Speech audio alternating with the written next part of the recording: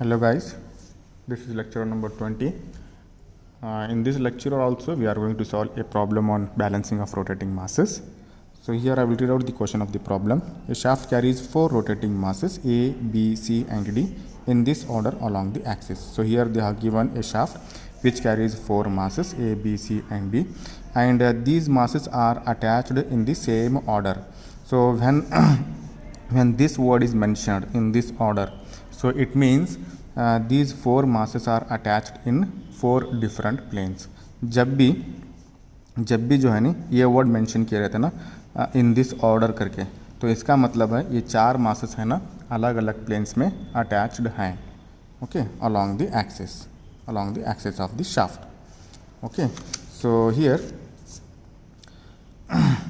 and the sequence is also same. यहाँ पे sequence भी सेम रहेगा, पहले ए अटैच्ड रहेगा, नेक्स्ट बी रहेगा, नेक्स्ट सी रहेगा, नेक्स्ट डी रहेगा, ठीक है, और ये चारों मासेस अलग अलग प्लेन्स में रहेंगे. इन दिस ऑर्डर बोले तो अलग अलग प्लेन्स में अटैच्ड है. Next, the mass A may be assumed to be concentrated at 160 mm radius, B at 180 mm, C at 200 mm and D at 120 mm radius. So here they have given the radius of all these 4 masses. The radius rotation of mass A is 160 mm, B is 180 mm, C is 200 mm and D is 120 mm. Next, the masses B, C and D are 40, 30 and 50 kg respectively.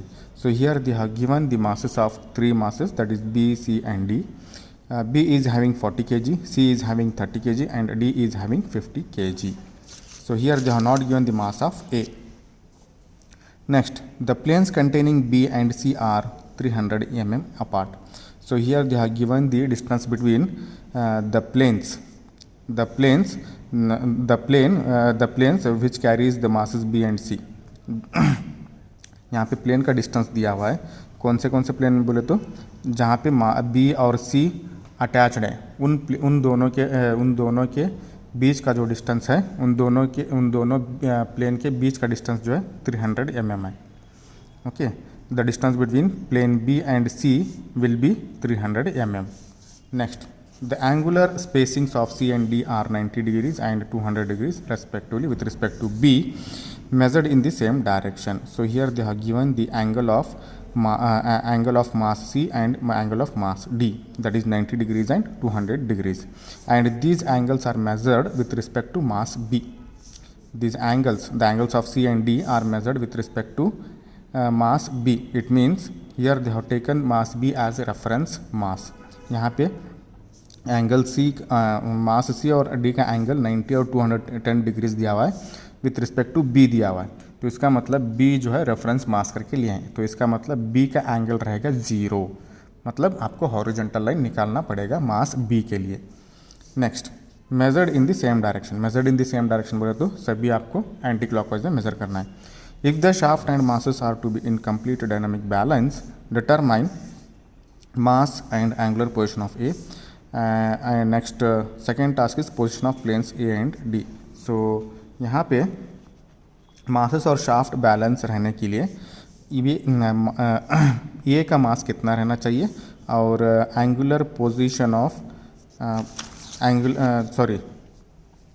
Distance between plane A और D कितना रहेगा वो आपको find करना पड़ेगा. Shaft और mass balance करने के लिए मास और एंगुलर पोजीशन ऑफ ए कितना रहेगा और नेक्स्ट प्लेन्स का ए और डी प्लेन्स का डिस्टेंस कितना रहेगा वो आपको मेज़र करना है. तो यहाँ पे फर्स्ट ऑफ ऑल यहाँ पे मैं स्पेस डायग्राम ऑलरेडी निकाल चुका हूँ. यहाँ पे ये स्पेस डायग्राम जो है जैसे आप प्रीवियस प्रॉब्लम में ड्रॉ किए वैसे ही निकालना है. तो यहाँ पे देखो स्पेस डायग्राम के लिए ये एंगल्स चाहिए हमको. यहाँ पे देखो क्वेश्चन में सिर्फ सी और डी का एंगल्स दिया हुआ है, that is 90 degrees and 210 degrees. 90 degree जो है सी का एंगल है, 210 डिग्रीज है डी का एंगल है, और ये एंगल जो है विथ रिस्पेक्ट टू बी है. तो विथ रिस्पेक्ट टू बी बोले तो फर्स्ट हम बी को हॉरिजॉन्टल लाइन निकालेंगे, मतलब ये लाइन जो है 0 डिग्री पे है करके अज्यूम करते हैं. ओके, नेक्स्ट, सी का एंगल जो है 90 डिग्रीज है. तो यहाँ पे इस लाइन से मास बी से 90 डिग्री मेज़र करो और मास सी को निकालो. यहाँ पे देखो मास सी निकाला, ठीक है, ये मास बी से 90 डिग्री है। नेक्स्ट मास डी का एंगल जो है 210 डिग्रीज है, तो ये बी से 210 डिग्रीज मेज़र करो और मास डी को निकालो। यहाँ पे देखो मास डी यहाँ पे है और ये जो है बी से 210 डिग्रीज पे है, तो इतना होगा। तो दो ही एंगल दिए हैं मास सी और डी के विथ रिस्पेक्ट टू बी, यहाँ पे दो ही निकाला हूँ। आपको एंगुलर पोजीशन ऑफ ए का फाइंड करना है, ठीक है। नेक्स्ट लाइन डायग्राम देखो, लाइन डायग्राम यहाँ पे निकाला हूँ। ये जो है शाफ्ट है या शाफ्ट एक्सिस है समझो। नेक्स्ट यहाँ पे देखो क्वेश्चन में दिया हुआ है ये masses A B C and D in this order along the axis, means यहाँ पे सीक्वेंस में अटैच्ड है। शाफ्ट पे जो है सीक्वेंस में अटैच्ड है, पहले ए रहेगा, नेक्स्ट बी रहेगा, नेक्स्ट सी रहेगा, नेक्स्ट डी रहेगा, और ये चारों प्लेन्स जो है अलग अलग प्लेन्स में रहेंगे। मास ए प्लेन ए में, मास बी प्लेन बी में, मास सी प्लेन में, मास डी प्लेन में है, ठीक है। और यहाँ पे देखो डिस्टेंस दिया है, the planes containing B and C are 300 mm apart. तो यहाँ पे बी और सी के प्लेन का डिस्टेंस दिया है 300 mm, तो यहाँ पे 300 mm डिस्टेंस निकाला हूँ, तो बाकी का डिस्टेंस यहाँ पे नहीं दिया हुआ है। सो नेक्स्ट इसके बाद मुझे यहाँ पे अभी टैबुलर कॉलम लिखना है। यहाँ टैबुलर कॉलम भी ऑलरेडी लिख चुका हूँ, जैसे हम प्रीवियस प्रॉब्लम में लिखे थे, ठीक है। तो यहाँ पे देखो पहले कॉलम में प्लेन रहेगा, नेक्स्ट मास रहेगा, नेक्स्ट रेडियस रहेगा, नेक्स्ट फोर्स रहेगा, next distance from reference plane B लिया हूँ। Distance from reference plane B क्यों लिया बोले तो, प्लेन बी ही क्यों लिया हूँ बोले तो, यहाँ पे देखो प्रीवियस प्रॉब्लम्स में हम क्या किए थे, जो भी मास को हम रेफरेंस मास लेके एंगल्स को मेज़र किए रहते हैं उस प्लेन्स को छोड़ देते हैं यूजुअली। बट यहाँ पे देखो हम इस प्रॉब्लम में मास बी को ही हम रेफरेंस मास लेने पर भी रेफरेंस प्लेन जो है मास बी का ही लिए हैं, रेफरेंस प्लेन जो है मास बी का ही लिए हैं। क्यों बोले तो यहाँ पे देखो अगर मैं इस प्लेन छोड़ के प्लेन ए को मैं रेफरेंस प्लेन लिया रहता, तो अगर मैं प्लेन बी छोड़ के प्लेन ए को मैं रेफरेंस प्लेन लिया रहता था तो यहाँ पे देखो डिस्टेंस मेज़र करने के लिए प्रॉब्लम हो जाता है। यहाँ पे देखो सपोज ए को मैं रेफरेंस प्लेन लिया रहता था नहीं, मास बी का distance from plane A, suppose if I take this as X, इसको मैं एक्स लिया रहता था तो एक्स डिस्टेंस होगा। नेक्स्ट मास सी का distance from A X plus 300 करना पड़ेगा आपको। यहाँ से यहाँ जो डिस्टेंस है एक्स प्लस 300 करना पड़ेगा। तो यहाँ पे देखो यहाँ पे कॉम्प्लिकेशन हो जाता है। अगर मैं प्लेन ए को रेफरेंस प्लेन रहता था तो मास सी का डिस्टेंस ये से यहाँ से यहाँ एक्स है, नेक्स्ट यहाँ से यहाँ 300 है, तो मैं टोटल डिस्टेंस ए टू सी ऐसे लिखना पड़ता है एक्स प्लस 300, तो ये कॉम्प्लिकेटेड हो जाता है, ठीक है। तो सिमिलरली आप डी का डिस्टेंस ए से आपको फाइंड करना है, तो यहाँ से मैं y करके लिया समझो, x प्लस 300 प्लस y करके लेना पड़ेगा। तो again it will be complicated. तो ये कॉम्प्लिकेशन को अवॉइड करने के लिए यहाँ पे देखो डिस्टेंस जो है क्वेश्चन में डिस्टेंस जो है प्लेन बी और सी के बीच में दिया हुआ है, तो मैं प्लेन बी को मैं रेफरेंस प्लेन करके लिया तो मुझे प्रॉब्लम सॉल्व करने में आसानी होगी। ओके, प्रॉब्लम यहाँ पे मैं प्लेन बी को मैं रेफरेंस प्लेन आप कौन सा भी प्लेन रेफरेंस प्लेन करके ले सकते हैं। अगर बी प्लेन अभी इस प्रॉब्लम में पर्टिकुलर इस प्रॉब्लम में प्लेन बी को आप रेफरेंस प्लेन करके लिए तो आपको प्रॉब्लम सॉल्व करने आसान होगा, क्योंकि यहाँ पे बी और सी का डिस्टेंस दिया हुआ है, ठीक है। तो इसलिए आपको आसानी होगी, ठीक है। तो इसलिए मैं यहाँ पे distance from reference plane B करके लिया हूँ। नेक्स्ट कॉलम में कपल लिखना है, तो यहाँ पे मैं वैल्यूज़ में सब्स्टिट्यूट कर चुका हूँ ऑलरेडी। तो यहाँ पे आप देख सकते हैं प्लेन जो है यहाँ पे चारों प्लेन लिखा हूँ ए बी सी डी, ठीक है। जैसे यहाँ पे सीक्वेंस में लिखे हैं, जैसे यहाँ पे डायग्राम में सीक्वेंस में लिखे हैं ए बी सी डी, तो यहाँ पे भी वैसे ही लिखना है A B C D. Next masses जो है मास ए का एम ए करके लिया हूँ, इसका मास मालूम नहीं तो इसलिए एम ए करके लिखा हूँ। मास बी का जो है क्वेश्चन में दिया है 40 kg, यहाँ पे है देखो, यहाँ पे दिया है बी का 40 है, सी का 30 है, डी का 50 है, तो वही यहाँ पे लिखा हूँ। मास बी का है 40 है, मास सी 30 है, मास डी 50 kg है। Next radius of rotation, radius of rotation भी दिया हुआ है सभी मासेस का। यहाँ पे देखो the mass may be assume to be concentrated at 160 mm radius. Mass A का रेडियस ऑफ रोटेशन है 160 mm, बी का है 180 mm, सी का है 200 mm और डी का है 120 mm। तो वही यहाँ पे लिख रहा हूँ, ए का जो है 160 mm करके दिया हुआ है, इसको मीटर में कन्वर्ट करना है 0.16 मीटर। ओके, आर बी का मास बी का रेडियस जो है 180 mm है, उसको मीटर में कन्वर्ट करो 0.18 होगा। सी का जो है 200 है, उसको मीटर में कन्वर्ट करो 0.2 मीटर होगा। नेक्स्ट डी का रेडियस जो है 120 mm है, इसको मीटर में कन्वर्ट करो 0.12 होगा। तो अभी फोर्स लिखना है, फोर्स लिखने के लिए this into this M into R करना है और ये न्यूटन में रहेगा। ठीक है, एम ए इंटू 0.16 मीटर, तो 0.16 इंटू एम ए वही यहाँ पे लिखा हूँ क्योंकि एम ए का वैल्यू हमको मालूम नहीं है। Next 40 into this value, so you will get 7.2। Next 30 into 0.2 you will get 6। Next 50 into 6 you will get 50 into 0.12 you will get 6। Next distance from reference plane B, यहाँ पे मैं plain B को reference करके लिया हूँ। ठीक है, plain B को रेफरेंस प्लेन करके लिया हूँ। तो पहला प्लेन यहाँ पे टैबुलर कॉलम में ए है। ए का जो यहाँ पे देखो बी से यहाँ पे मैं प्लेन बी को रेफरेंस लिया हूँ और यहाँ पे प्लेन ए और बी का डिस्टेंस जो हमको मालूम नहीं दिया हुआ है क्वेश्चन में, तो इसलिए मैं एक्स करके लिया हूँ। ठीक है, नेक्स्ट जो है प्लेन बी और सी के बीच में डिस्टेंस दिया हुआ है 300 mm, ये क्वेश्चन में दिया है। Okay, no problem. Next plane B और डी के बीच में जो डिस्टेंस है मैं वाई करके लिया हूँ क्योंकि यहाँ पे हम प्लेन बी को रेफरेंस प्लेन लिए, तो इसलिए प्लेन बी से ही दूसरे प्लेन्स का डिस्टेंस मेज़र किया हूँ मैं। बी और ए के बीच में डिस्टेंस है एक्स और बी और सी के बीच में डिस्टेंस है 300 mm। नेक्स्ट बी और डी के बीच में डिस्टेंस है वाई, तो वही यहाँ पे लिखना है। यहाँ पे देखो प्लेन ए का डिस्टेंस प्लेन बी से एक्स करके है, ए और बी के बीच में जो डिस्टेंस है एक्स करके है, तो यहाँ पे एक्स लिखा हूँ। बट यहाँ पे देखो माइनस एक्स करके लिया हूँ। माइनस एक्स क्यों लिया बोले तो प्लेन ए जो है रेफरेंस प्लेन बी से लेफ्ट साइड में है। प्लेन ए जो है रेफरेंस प्लेन बी के लेफ्ट साइड में है, तो इसलिए यहाँ पे माइनस करके लिया हूँ। ठीक है, नेक्स्ट प्लेन जो है बी है, प्लेन बी का डिस्टेंस प्लेन बी से ही कुछ नहीं डिस्टेंस रहेगा, तो इसलिए यहाँ पे 0 रहेगा।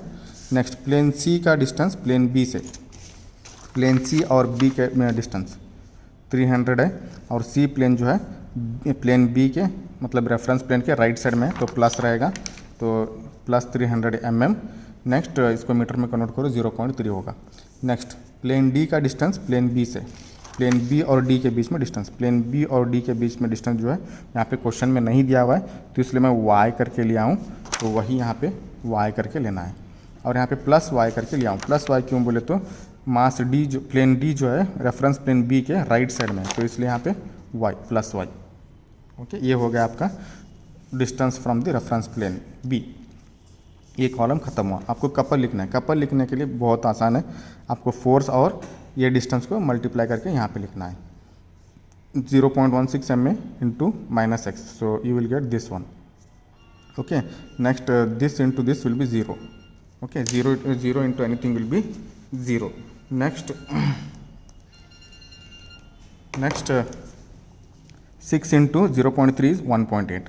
Next 6 into Y is 6y। तो ये हो गया आपका कपल। अभी क्या करना है, अभी यहाँ पे देखो हमको फोर्स पॉलीगॉन और कपल पॉलीगॉन निकालना है। तो यहाँ पे यूजुअली अब तक हम क्या किए, पहले कपल पॉलीगॉन निकाले हैं, पहले कपल पॉलीगॉन निकाल के बाद में फोर्स पॉलीगॉन निकालें। तो यहाँ पे उल्टा करेंगे, हम पहले फोर्स पॉलीगॉन निकालेंगे बाद में कपल पॉलीगॉन निकालेंगे। क्योंकि बिकॉज यहाँ पे देखो कपल के कॉलम में 2 अननोन्स हैं, ये एक अननोन है, ये एक अननोन है। नेक्स्ट यहाँ पे देखो फोर्स के कॉलम में सिर्फ एक ही अननोन है, फोर्स के कॉलम में सिर्फ एक ही अननोन है। तो इसलिए पहले हम फोर्स पॉलीगॉन डायग्राम पहले निकालेंगे, क्योंकि आप इजीली निकाल सकते हैं। अगर आप पहले कपल पॉलीगॉन को निकालने गए तो आप निकाल नहीं सकते, क्योंकि यहाँ पे 2 अननोन है। ठीक है, इसलिए यहाँ पे देखो फोर्स के कॉलम में एक ही अननोन है, तो इसलिए आप पहले फोर्स पॉलीगॉन डायग्राम निकालेंगे तो आपको अननोन वैल्यूज़ जल्दी से मिल जाएंगे। ठीक है, तो पहले हम फोर्स पॉलीगॉन निकालेंगे। तो फोर्स पॉलीगॉन डायग्राम,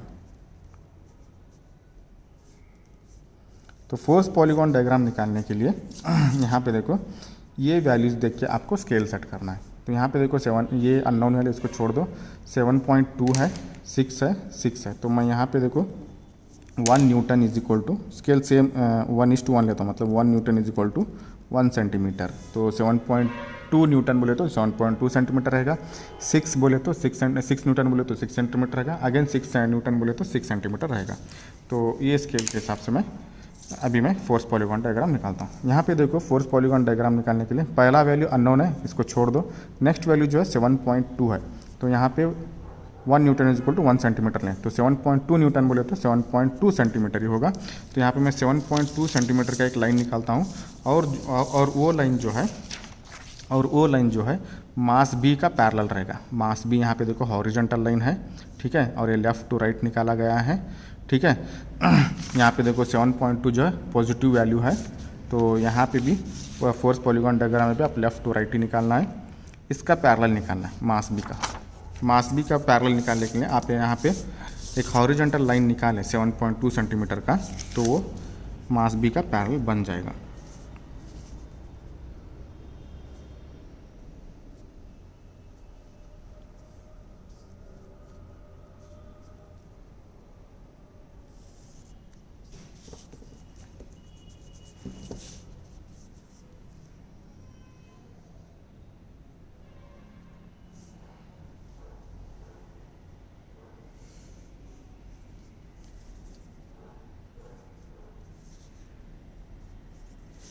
यहाँ पे देखो मैं लेफ़्ट टू राइट डायरेक्शन में निकाला हूँ, क्योंकि यहाँ पे देखो 7.2 जो है पॉजिटिव वैल्यू है, और इसलिए ये जिस डायरेक्शन में निकला है 0 to MB left to right, तो यहाँ पे भी आपको लेफ़्ट टू राइट ही निकालने का, ये है 7.2 का लाइन।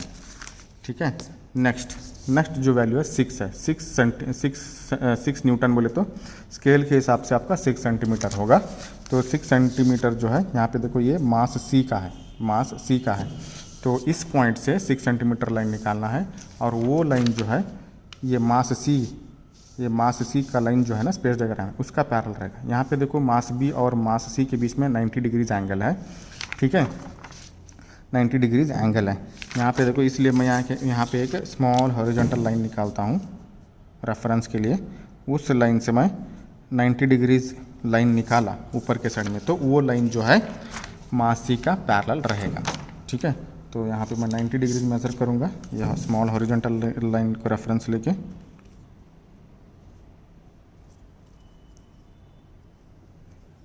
ऊपर के साइड में निकालूंगा, क्योंकि स्पेस डायग्राम में भी ये लाइन जो है मास सी का जो ऊपर के साइड में निकला है। तो यहाँ पे दो जो पॉजिटिव वैल्यू है बोले तो स्पेस डायग्राम में ऊपर जैसे जिस डायरेक्शन में निकाला गया उसी डायरेक्शन में भी यहाँ पे आपको निकालना पड़ेगा।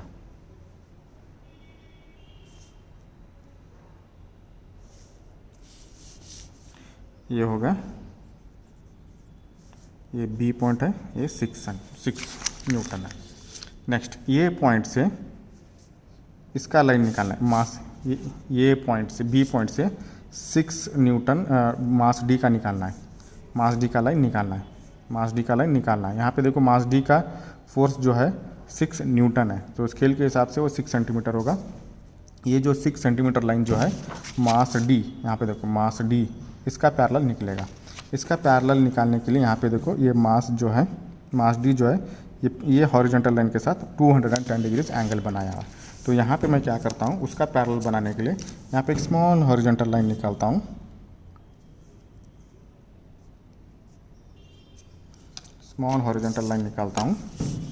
यहाँ से 210 डिग्रीज मेज़र करता हूँ।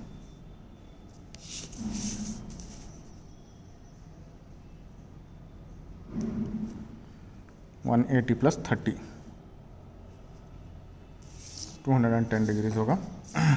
तो यहाँ पे 210 डिग्रीज यहाँ पे इस पॉइंट से 6 सेंटीमीटर लाइन निकालना है।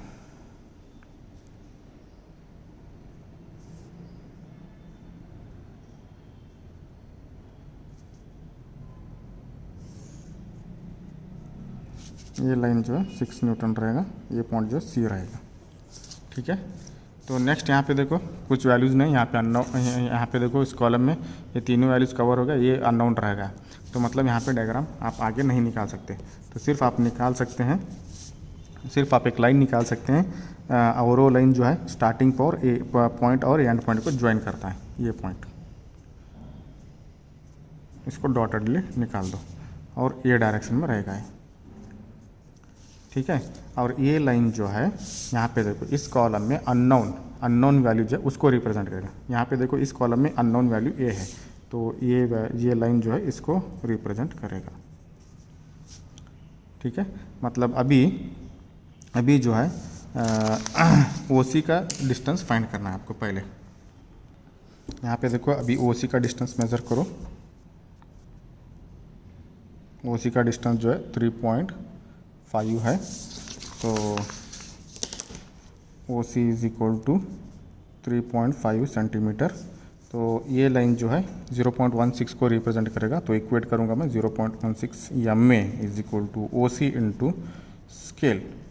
सो 0.16 MA is equal to OC is 3.5, scale जो है यहाँ पे देखो 1:1 लिया है, मतलब 1 newton is equal to 1 centimetre. तो ये A1 को राइट साइड में, लेफ्ट साइड में लो, लेफ्ट साइड में तो 1/1 होगा, तो यहाँ पे 1 ही आएगा, ठीक है। तो MA is equal to 3.5 divided by 0.16, so MA is equal to you will get 21.88 kg।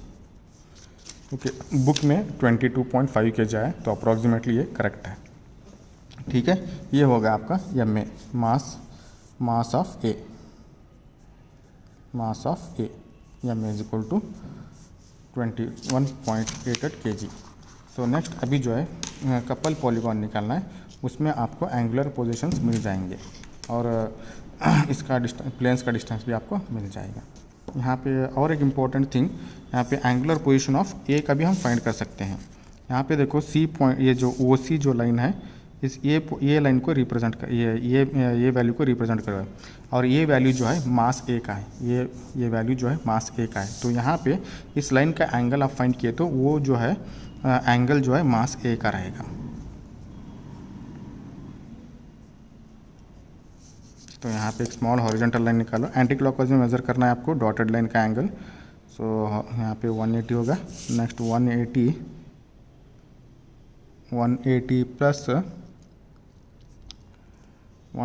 Plus 46, sorry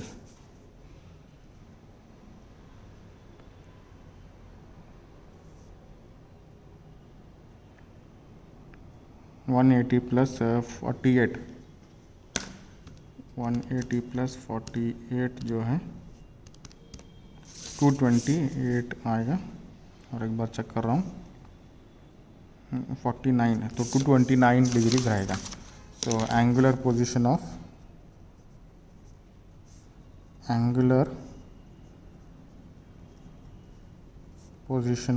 A is 229 degrees. Okay, ये हो गया मास A का मास और मास एंगुलर पोजीशन का A का एंगल। नेक्स्ट आपको फोर्स कपल पॉलीगॉन डायग्राम निकालना होगा। कपल पॉलीगॉन डायग्राम में आपको प्लेन्स का डिस्टेंस मिलेगा, और क्या मिलेगा बोले तो हाँ, प्लेन्स का डिस्टेंस मिलेगा सिर्फ, ठीक है। नेक्स्ट अभी कपल पॉलीगॉन डायग्राम निकालना है, तो उसके लिए पहले आपको स्केल सेट करना है ये वैल्यूज़ देख के। यहाँ पे देखो ये अननोन है, इसको छोड़ो, ये 0 है, इसको छोड़ो, नेक्स्ट 1.8 है, नेक्स्ट और एक 6 हुआ है, तो यहाँ पे ये भी अननोन है, इसको भी छोड़ दो। तो यहाँ पे 1.8 है वैल्यू, तो ये वैल्यू के हिसाब से आपको स्केल सेट करो। तो यहाँ पे मैं स्केल क्या ले रहा हूँ, स्केल जो है 1 newton metre is equal to 3 centimetre लेता हूँ, 1 newton metre is equal to 3 centimetre लेता हूँ, ठीक है। तो यहाँ पे देखो अभी कपल पॉलीगॉन डायग्राम निकालो। तो पहला वैल्यू यहाँ पे देखो अननोन है, इसको छोड़ दो, नेक्स्ट वैल्यू 0 है, इसको भी छोड़ दो, नेक्स्ट वैल्यू 1.8 का आपको लाइन 1.8 आप पहले स्केल में कन्वर्ट करो, 1.8 को स्केल में कन्वर्ट करो। हमको क्या मालूम है 1 newton metre is equal to 3 centimetre है, तो 1.8 newton metre is equal to how many centimetre. So यहाँ पे एरो मार्क्स ऐसे डालो, क्वेश्चन मार्क के साथ जो कनेक्टेड है उसको न्यूमरेटर में लिखो, ठीक है, उसको न्यूमरेटर में सॉरी डिनोमिनेटर में लिखो, ठीक है। न्यूमरेटर में ये वैल्यूज़, जो वैल्यूज़ को कनेक्टेड है 1.8 इंटू 3, तो उसको कनेक्ट करो। 1.8 इंटू 3 5.4 सेंटीमीटर बनेगा। 5.4 सेंटीमीटर लाइन आपको निकालना है, ठीक है। तो यहाँ पे देखो ये 1.8 जो वैल्यू है, 1.8 जो वैल्यू है मास सी का है, तो मास सी का आपको पैरेलल निकालना है। तो यहाँ पे देखो स्पेस डायग्राम में मास सी जो है ये राइट साइड हॉरिजॉन्टल लाइन के साथ 90 डिग्रीज बनाया हुआ है, ठीक है। तो यहाँ पे मैं एक स्मॉल हॉरिजॉन्टल लाइन निकालता हूँ, एक स्मॉल हॉरिजॉन्टल लाइन निकालता हूँ राइट साइड में,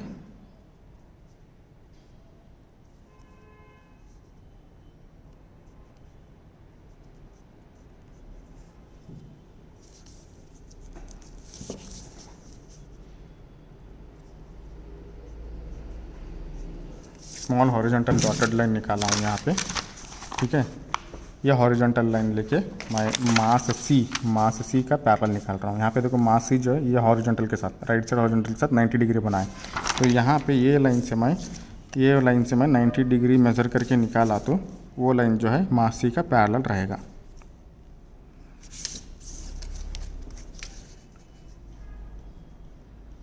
यहाँ पे 5.4 सेंटीमीटर्स निकालना है।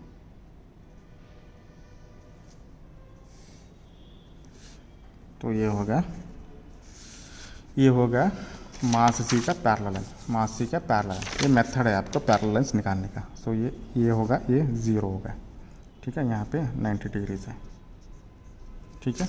नेक्स्ट अभी देखो सभी नॉन वैल्यूज़ यहाँ पे ख़त्म है, मतलब एक ही नॉन था तो उसको निकाल दिए। नेक्स्ट जो है 2 वैल्यूज़ अननोन है, यहाँ पे ये एक अननोन है और ये एक अननोन है। तो यहाँ पे क्या करना है, यहाँ पे देखो ये वैल्यू जो है मास ए का है, ये वैल्यू जो है मास ए का है, इसका एंगल हम जस्ट नो कैलकुलेट किए हैं। मास ए का जो एंगल है 229 डिग्रीज करके अभी जस्ट हम कैलकुलेट किए हैं, ठीक है। मगर यहाँ पे अननोन, ये वैल्यू जो अननोन है, तो सिर्फ हम क्या कर सकते हैं, एक लाइन निकाल सकते हैं, इस एंगल पे एक लाइन निकाल सकते हैं, और उस लाइन का लेंथ हमको मालूम नहीं रहेगा। ऐसे ही एक लॉन्ग लाइन निकाल देंगे without any distance, without any length, ऐसे निकाल देंगे, ठीक है। तो इसके लिए यहाँ पे देखो मास ए का एंगल आप फाइंड करें 229 डिग्रीज। तो पहले यहाँ पे वो 229 डिग्रीज पे यहाँ पे स्पेस डायग्राम में भी आप निकाल दो, तो आपको आसानी होगी। मास ए को यहाँ पे निकाल दो, 180 प्लस 49,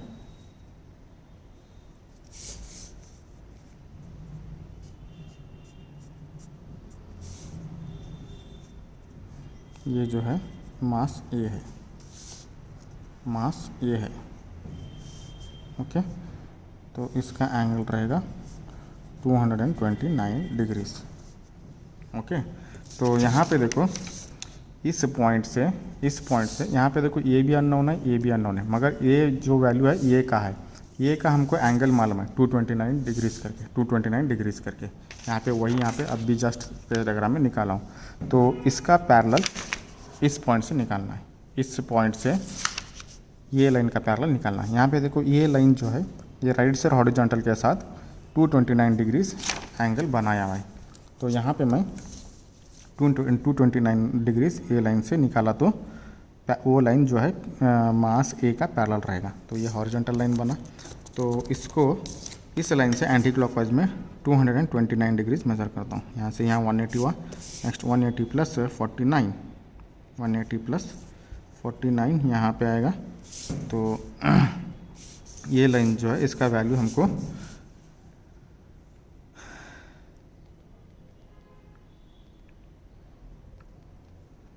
इसका लेंथ हमको कुछ डिस्टेंस मालूम नहीं है, तो ऐसे ही मैं रफली एट एनी डिस्टेंस, तो ऐसे ही मैं लाइन निकाल दिया, ऐसे मैं लाइन निकाल दिया।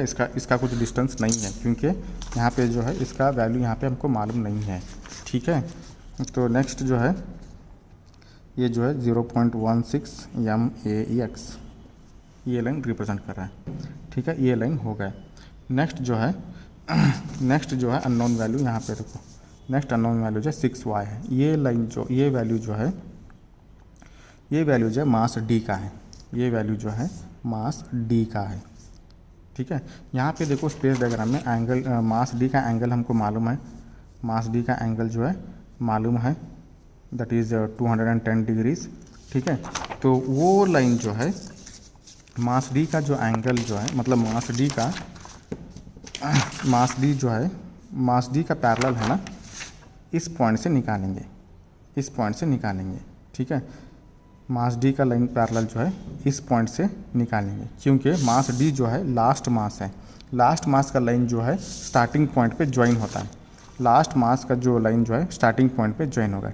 तो मैं यहाँ पे क्या कर रहा हूँ, मास d का जो पैरेलल, इसका जो पैरेलल लाइन है ना, ये स्टार्टिंग पॉइंट से निकाल दिया तो ये जो प्रीवियस लाइन जो निकला है उसको कट करेगा। ठीक है, तो उसको कट करेगा। ठीक है, तो यहाँ पे देखो, अब यहाँ पे मास d का जो लाइन है इसका पैरेलल इस पॉइंट से निकाल रहा हूँ। ठीक है, तो पैरेलल निकालने के लिए यहाँ पे देखो, ये मास d जो है राइट साइड हॉरिजॉन्टल के साथ 210 डिग्रीज एंगल बना। यहाँ पे ऑलरेडी हॉरिजॉन्टल लाइन है रेफरेंस के लिए, तो यहाँ से मैं 210 डिग्रीज मेज़र करता हूँ, 180 हुआ, नेक्स्ट 210 डिग्रीज मतलब +30।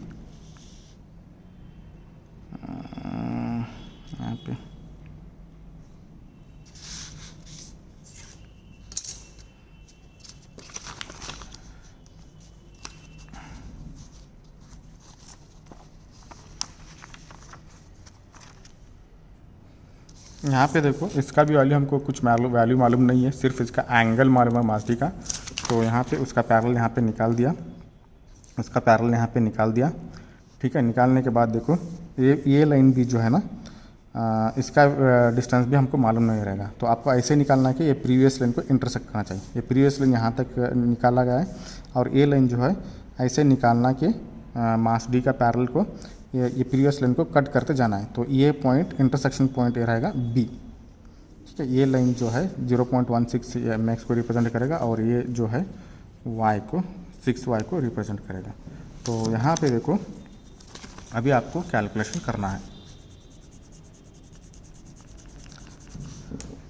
पहले हम क्या करेंगे,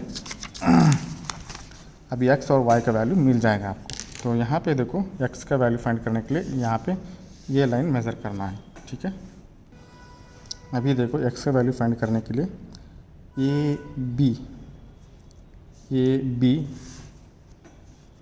b को मेज़र करना है। तो पहले ये b का डिस्टेंस हम मेज़र करेंगे। ये b का यहाँ पे डिस्टेंस देखो, यहाँ से यहाँ 10 रहेगा। नेक्स्ट जो है यहाँ से यहाँ 13.7।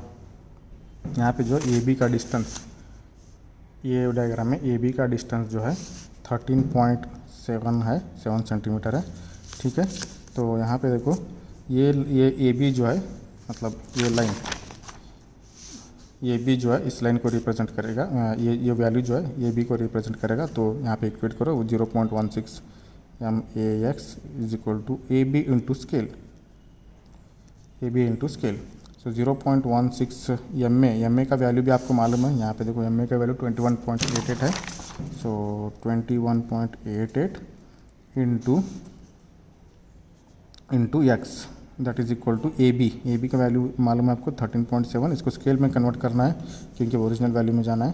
तो यहाँ पे देखो 1 न्यूटन इक्वल 3 सेंटीमीटर है स्केल। तो ये 3 को राइट साइड में लो, तो राइट साइड में लिए तो आपको क्या होगा, राइट साइड में लिए तो मतलब डिनोमिनेटर में आएगा 1.1/3 होगा, 1/3 ऐसे होगा। ठीक है, 1/3 यहाँ पे मल्टीप्लाई करो स्केल को।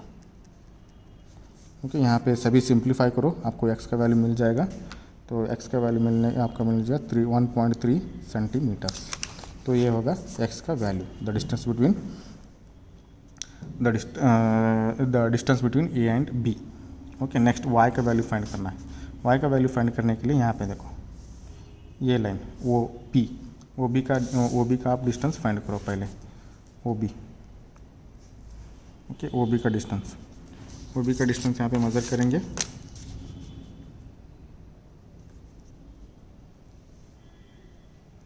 यहाँ से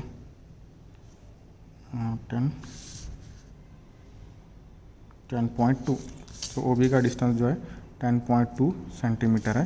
ठीक है, ये लाइन जो ये ओ बी लाइन जो है 6y को रिप्रेजेंट कर रहा है, तो 6y is equal to O B into scale, original value में लाने के लिए अगेन स्केल को मल्टीप्लाई करना है।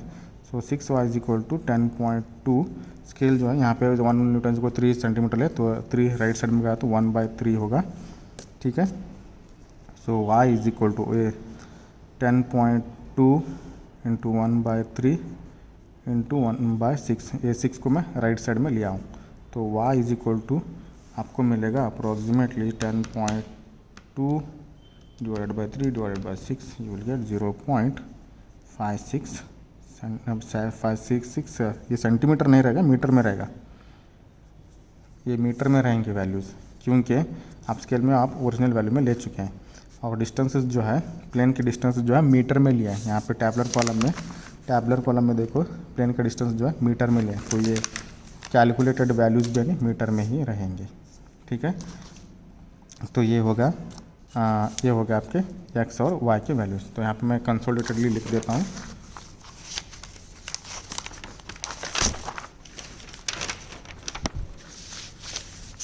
यहाँ पे